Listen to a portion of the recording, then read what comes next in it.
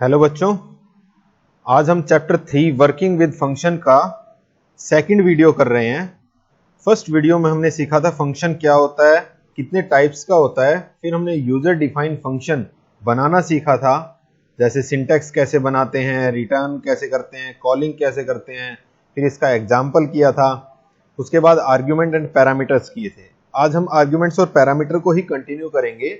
Last time हमने argument में सीखा था कि जब हम किसी फंक्शन को कॉलिंग करते वक्त जो वैल्यूज सेंड करते हैं उसको बोलते हैं आर्ग्यूमेंट। इसके दो नाम और होते हैं, एक्चुअल पैरामीटर और एक्चुअल आर्ग्यूमेंट। पैरामीटर क्या होते हैं? जो फंक्शन हेडर वैल्यूज को रिसीव करता है उसको बोलते हैं पैरामीटर। इसको फॉर्मल पैरामीटर और फॉर्मल आर्ग्यूमेंट भी बोल सकते हैं।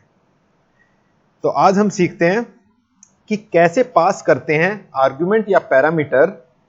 इसके हमारे पास तीन तरीके होते हैं। पहला तरीका है पोजिशनल आर्ग्यूमेंट। पोजिशनल आर्ग्यूमेंट का मतलब क्या होता है? जिस पोजीशन पर हमने वेरिएबल सेंड किए हैं वो उसी के अकॉर्डिंग वैल्यूज को ट्रांसफर करेगा। तो when the function call statement must match the numbers and order of argument. तो ये जब हम कॉलिंग करते हैं किसी फंक्शन को तो वो मैच करता है नंबर ऑफ आर्ग्यूमेंट्स और नंबर ऑफ वैल्यूज को। यहां पर अगर दो वेरिएबल हैं तो आपको दो वैल्यू ही सेंड करनी है। अगर आप एक वैल्यू सेंड करेंगे तो एरर शो करेगा। तो यहां पर यही कहने का मतलब है कि वो मैच करता है नंबर्स, कितने नंबर्स हैं, और ऑर्डर ऑफ आर्ग्यूमेंट्स, जो ऑर्डर है आर्ग्यूमेंट्स का as defined in the function definition. This is called positional argument. Required argument, अब इसके भी तीन नाम हो गए हैं, पोजिशनल आर्ग्यूमेंट, रिक्वायर्ड आर्ग्यूमेंट और मैंडेटरी आर्ग्यूमेंट। तो कुछ भी आपसे पूछा जा सकता है, what do you mean by required argument, what do you mean by positional argument, तो उन सब का मतलब सेम ही है। तो यहां पर आप देखेंगे कि जो 10 वैल्यू है ये किसके पास जाएगी?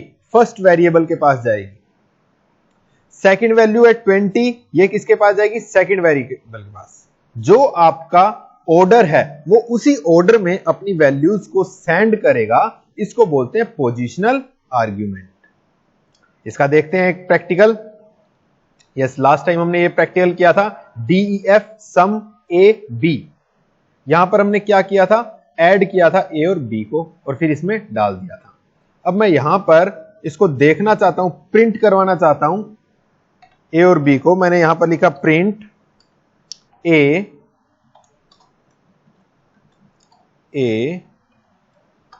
डबल कोट में क्या लिखते हैं? जब आपको कोई मैसेज दिखाना हो तो आप डबल कोट में लिखते हैं। अगर आपको वेरिएबल दिखाना है तो आप उसको बिना डबल कोट के लिखते हैं। तो यहां पर A तो ऐसा का ऐसा प्रिंट हो जाएगा क्योंकि डबल कोट में है, और यहां पर A जो वेरिएबल है इसकी क्या दिखाई देगी? वैल्यू। तो नेक्स्ट हम चलते हैं प्रिंट, फिर हमारे पास क्या आ जाता है? नेक्स्ट B, हमारे पास स्मॉल b है। अब हम ये चेक करना चाह रहे हैं इस प्रोग्राम में कि क्या A के पास 20 आता है और B के पास 30 आता है। ये चेक करना चाहते हैं क्योंकि सम तो हमने चेक कर ही लिया था। इसको सेव किया और F5 प्रेस किया तो इसने हमें क्या दिया? आंसर दिया। A के पास भाई क्या है? 20, B के पास क्या है? 30। अगर मैं इसके ऑर्डर को चेंज कर देता हूं, ऑर्डर को मैंने चेंज कर दिया, यहां पर B कर दिया, यहां पर A कर दिया, तो अब कौन सा किसके पास जाएगा? तो 20 किसके पास जाएगा? B के पास। A के पास क्या जाएगा? 30। तो इसको भी रन करके देख लेते हैं। तो यहां पर देखेंगे आप, A के पास अब क्या आ रहा है? 30 और B के पास 20।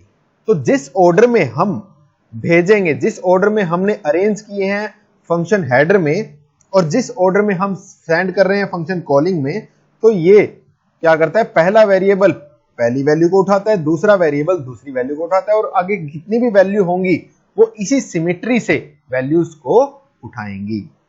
ठीक है, जैसे मैं एक और वेरिएबल ले लेता हूं। यहां पर मैंने ले लिया एक और वेरिएबल E। ठीक है, यहां पर वैल्यू मैंने सेंड कर दिया एक और 67। तो ये 67 ऑटोमेटिकली E के पास ही जाएगी। ठीक है, तो इस कॉन्सेप्ट को बोलते हैं हम पोजिशनल आर्ग्यूमेंट्स। ठीक है, तो इसमें कोई दिक्कत नहीं होगी। अब तो नेक्स्ट चलते हैं हम डिफॉल्ट आर्ग्यूमेंट। डिफॉल्ट आर्ग्यूमेंट का मतलब भाई अगर आप किसी वेरिएबल की पहले से ही कोई वैल्यू सेट करना चाहते हैं तो उसे बोलते हैं डिफॉल्ट आर्ग्यूमेंट। जैसे एग्जांपल एमएस वर्ड का देता हूं मैं। एमएस वर्ड को हम ओपन करते हैं, तो एमएस वर्ड को ओपन करते हैं तो बाय डिफॉल्ट राइटिंग स्टाइल और राइटिंग साइज सेट होता है कि राइटिंग साइज 11 रहेगा, राइटिंग स्टाइल कैलिब्री बॉडी रहेगी। तो यहां पर देखेंगे तो यहां तो अभी चेंज पाएगा, तो अभी 14 और टाइम्स न्यू रोमन का रखा है, यहां पर 11 होता है, यहां पर कैलिब्री बॉडी होती है। तो वो क्या होती है? डिफॉल्ट, पहले से ही सेट होना। ऐसे ही आप अपने प्रोग्राम में पहले से ही वैल्यू सेट करना चाहते हैं तो आप कर सकते हैं यूजिंग डिफॉल्ट आर्ग्यूमेंट। तो a parameter having default values in the function header is known as default parameter. Example, लिया def simple interest PTR is equal to 0.10। मैंने 0.10 पहले से ही ले लिया, अब मुझे R की वैल्यू सेंड करने की जरूरत नहीं है, मैं सिर्फ P और T की सेंड कर दूंगा। और एक चीज और इसमें याद रखने की है कि डिफॉल्ट आर्ग्यूमेंट हमेशा पीछे की तरफ से लेते हैं, इस ब्रैकेट के एंड से, आगे से कभी भी नहीं लेते हैं। अगर मैं यहां पे लिख देता P इज इक्वल टू 1000 लिख दूंगा तो दिस इज अ एरर, ये एक एरर है। ठीक है, हमेशा जब भी आप डिफॉल्ट आर्ग्यूमेंट करेंगे तो पीछे की साइड से वेरिएबल्स को करेंगे। अब अगर मैं T को अगर यहां से रिमूव करके T को अगर यहां रख देता हूं तो now this function is correct. अब इस फंक्शन में कोई दिक्कत नहीं है क्योंकि पीछे की दो वैल्यू को मैंने क्या किया है? डिफॉल्ट बनाया है। ठीक है, तो इसको मैं अंडू कर देता हूं, कंट्रोल जेड। Yes, okay. तो यहां पर मैंने क्या दिखाया? DF simple interest P T और आर। तो ये पीछे की तरफ से हमें क्या करना है? डिफॉल्ट आर्ग्यूमेंट्स रखना है। इसके बाद हमने क्या किया? ये क्या होता है भाई? Function body. और यहां पर ये क्या होता है? आइडेंटिटेशन। तो ये हमेशा माइंड में रखते रहिए, बार बार डालते रहिए क्योंकि ये चीजें बहुत इंपॉर्टेंट हैं। अगर आप स्पेस नहीं देंगे तो शीट में आपके मार्क्स काट लिए जाएंगे, क्योंकि थ्योरी के पेपर में भी आपको स्पेस देकर लिखना होगा। अगर आप सारे एक साथ लिख देंगे तो वो मार्क्स आपके कट जाएंगे। तो यहां पर रिटर्न कर रहा है क्या? SI, simple interest. तो ये तो हमारा फंक्शन हो गया। यहां पर हमें क्या करना पड़ेगा? इसको कॉल करने के लिए क्या करेंगे? Simple underscore interest. मैंने अब दो वैल्यू सेंड किए हैं, 1200 और 2। तो 1200 वैल्यू कहां जाएगी आपकी? 1200 वैल्यू कहां जाएगी? P में जाएगी। और 2 वैल्यू कहां जाएगी? T में जाएगी। जैसे आपको मैंने कहा था कि फर्स्ट के अकॉर्डिंग सिमिट्री, जो पहली वैल्यू है वो पहली में जाएगी, जो दूसरी वैल्यू है दूसरी में जाएगी, और तीसरी वैल्यू हमें देने की जरूरत नहीं है। हम दे भी सकते हैं, अगर आपको लगता है सिंपल इंटरेस्ट रेट आपका चेंज हुआ है तो आप नई वैल्यू दे भी सकते हैं। नहीं देंगे तो 0.10 के अकॉर्डिंग वो कैलकुलेशन कर देगा। अगर आप नई वैल्यू दे देंगे तो पुरानी वैल्यू को डिलीट करके 0.25 के अकॉर्डिंग कैलकुलेट करके आपको आंसर देगा। तो दो चीजें सीख गए हैं आप डिफॉल्ट आर्ग्यूमेंट में, पहले से ही एक वैल्यू सेट करना, वैल्यू हम पीछे की साइड रखते हैं। तीसरी चीज, कॉलिंग टाइम पर हम डिफॉल्ट आर्ग्यूमेंट की वैल्यू भेज भी सकते हैं और नहीं भी भेज सकते हैं। ठीक है, तो इस प्रोग्राम को एक बार करके देखते हैं। मैं इसको पाइथन में कर लेते हैं,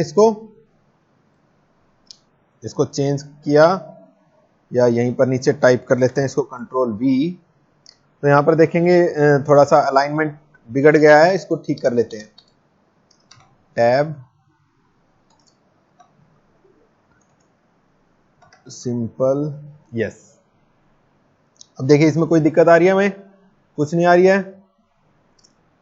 हमने क्या किया? इसको कॉल किया। अब यहां पर प्रिंट नहीं कर रखा। प्रिंट करने के लिए हमें यहां पर क्या लिखना पड़ेगा भाई? या तो हम यहां पर कोई वेरिएबल ले लेते हैं या इसको प्रिंट कर लेते हैं सीधा ही। ठीक है, तो दो ऑप्शन आपको बताए हैं प्रिंट के। मैं डायरेक्ट भी प्रिंट कर सकता हूं या इस तरह का एक वेरिएबल लेकर भी प्रिंट कर सकता हूं। तो नेक्स्ट में मैंने किया प्रिंट नेक्स्ट मैंने लास्ट में लगा दिया ब्रैकेट क्लोज। तो मैंने दो ऑप्शन से किया है, दोनों ऑप्शन से मैं यहां पर मैसेज लिखना चाहता हूं तो मैसेज लिख देता हूं विद 0.10 रेट। ठीक है, नेक्स्ट में मैं लिख देता हूं विद न्यू रेट 0.25। ओके, अब मैं इसको रन करके देखता हूं। सेव किया, रन किया, ये क्या करता है? यस, इसने हमें क्या दिखाया भाई?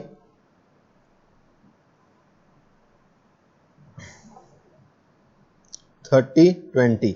अब इसने क्या, सम ऑफ टू नंबर्स इज 50। दो नंबर्स का सम कितना है भाई? 50 है, वो तो हमने देख लिया। विद 0.10 रेट, जब हमारा 0.10 रेट होता है तो आंसर क्या आता है? 2.4 आता है। ठीक है, कैलकुलेट करेंगे तो। और विद न्यू रेट 0.25, जब 2.5 रेट जाता है साथ में तो हमारा क्या आंसर आता है? तो हमारा 6 आंसर आता है। तो यहां पर आपने सीखा डिफॉल्ट। डिफॉल्ट का मतलब क्या होता है? आप पहले से ही फंक्शन हेडर में कोई वैल्यू को देना चाहते हैं। ठीक है, वैल्यू आपने दे दी। अब जरूरी नहीं है कि आप सेंडिंग टाइम में, कॉलिंग टाइम पर वो वैल्यू भेजें, क्योंकि वो पुरानी वैल्यू को यूज कर लेगा। अगर आप कोई वैल्यू भेज रहे हैं तो पुरानी वैल्यू को डिलीट करके नई वैल्यू को रख देता है। ठीक है, तो ये हमने सीखा डिफॉल्ट आर्गुमेंट। इसके बाद हमारे पास एक और चीज है, ए parameter having values in function header becomes optional in the function calling. तो ये मैंने बता ही दिया है भाई, फंक्शन कॉलिंग में ऑप्शन होता है, ऑप्शनल होती है। आप वैल्यू भेजें चाहे ना भेजें, वो ऑटोमेटिकली क्या करेगा? डिफॉल्ट वैल्यू को उठा लेगा। अब आ गया नेक्स्ट, कीवर्ड और नेम्ड आर्ग्यूमेंट। कीवर्ड आर्ग्यूमेंट, ठीक है, इसका मतलब क्या होता है भाई? आप पर्टिकुलर नेम से किसी चीज को कॉल कर रहे हैं। जैसे आपने यहां पर क्या रखा है? PTR, यहां पे आपने सीधी वैल्यू भेज दी, तो ये वैल्यू सीधा कहां जा रही है? पहली वैल्यू के पास, दूसरी के पास। लेकिन कीवर्ड के अकॉर्डिंग आपको भेजनी है, तो इसमें थोड़ा सा कॉन्सेप्ट चेंज हो जाता है। Keyword argument are the named argument with assigned values being passed with the function calling statement. इसमें क्या होता है भाई? सेम देखिए, DF सिंपल इंटरेस्ट, PTR मैंने ये लिखा फंक्शन डेफिनेशन, ये सिंपल है। सिंपल इंटरेस्ट में मैंने क्या लिखा? P is equal to 1200 and T is equal to 2। तो हमें पर्टिकुलर नाम से अगर हम भेजना चाहते हैं तो वो उसी नाम के पास जाएगा जो उस वेरिएबल का नेम है हेडर टाइम पर। ठीक है, तो अगर यहां पर हम सिमिट्री को चेंज कर देते हैं, मैंने देखिए सिमिट्री यहां पर चेंज कर दी, पहले T रख दिया, फिर R रख दिया, फिर P रख दिया, तो ये भी क्या है? वैलिड है, क्योंकि P के पास जाएगा, R के पास जाएगा, T के पास जाएगा। लेकिन जब हम विदाउट नेमिंग डाल रहे थे तो कैसे जा रहा था? फर्स्ट वेरिएबल फर्स्ट के पास, सेकंड के पास। ठीक है, तो ये डिफरेंस है आपका डिफॉल्ट और कीवर्ड में। अगर आप पर्टिकुलर नेम से सेंड कर रहे हैं तो वो पर्टिकुलर उसी के पास जाएगा जो उसका नेम है।